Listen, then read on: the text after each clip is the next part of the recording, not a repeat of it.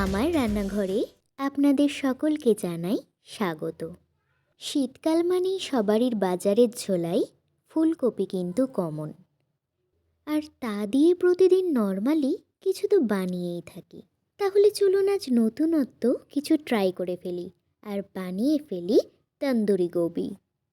তার জন্য প্রথমেই আমি কিছুটা ফুলকপি এভাবে টুকরো করে কেটে নিয়েছি। এবার ফুলকপিগুলোকে সেদ্ধ করে নিতে হবে। তার জন্য একটি পাত্রে বেশ কিছুটা জল গরম করতে বসিয়ে দিয়েছি, আর তার মধ্যে দিয়ে দেব সামান্য পরিমাণে লবণ। আর জল হালকা গরম হয়ে এলেই ফুলকপিগুলো দিয়ে দিতে হবে।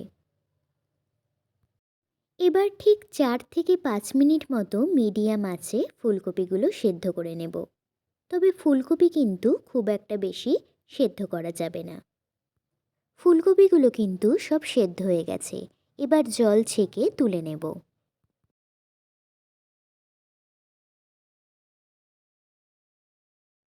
এরপর আবারও গ্যাসের মধ্যে একটি ফ্রাইং প্যান চাপিয়ে দেব, আর তার মধ্যে 2 টেবিল চামচ বেসন নিয়ে নেব। এবার বেসন ভালোভাবে একটু ড্রাই রোস্ট করে নেব। আর এই সময় কিন্তু গ্যাসের ফ্লেম একদম লোতে রাখতে হবে। বেসন ড্রাই রোস্ট করা কমপ্লিট।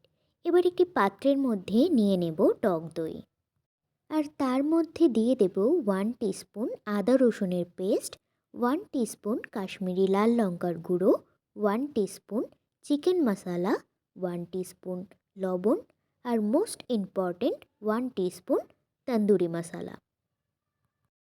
এবার দিয়ে দেব ড্রাই রোস্ট করা বেসন, আর দিয়ে দেব হাফ টেবিল স্পুন সর্ষের তেল। এতে তন্দুরির ফ্লেভার কিন্তু বেশ ভালো আসে।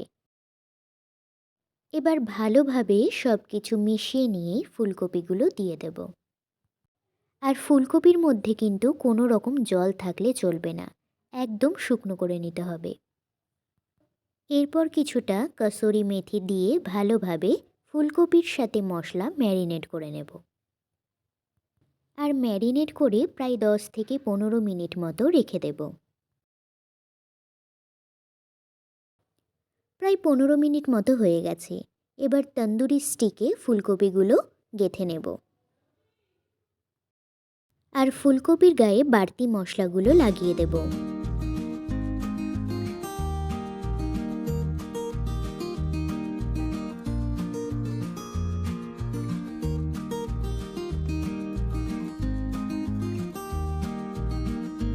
ফুলকপিগুলো স্টিকে আটকানো কমপ্লিট। এবার গ্যাসের ওপর একটি স্টিলের রোস্টার চাপিয়ে দিয়ে তার মধ্যে হালকাভাবে একটু অয়েল ব্রাশ করে নেব। আর তার ওপর দিয়ে দেব তন্দুরি স্টিকগুলো। আর ফুলকপির গায়ে একটু করে অয়েল ব্রাশ করে নিয়ে প্রায় 10 মিনিট মতো উল্টে পাল্টে রোস্ট করে নেব। আর আপনাদের যদি এমন স্টিলের রোস্টার না থাকে তাহলে কিন্তু ঠিক এইভাবেই ডাইরেক্ট আগুনেও আপনারা রোস্ট করে নিতে পারেন।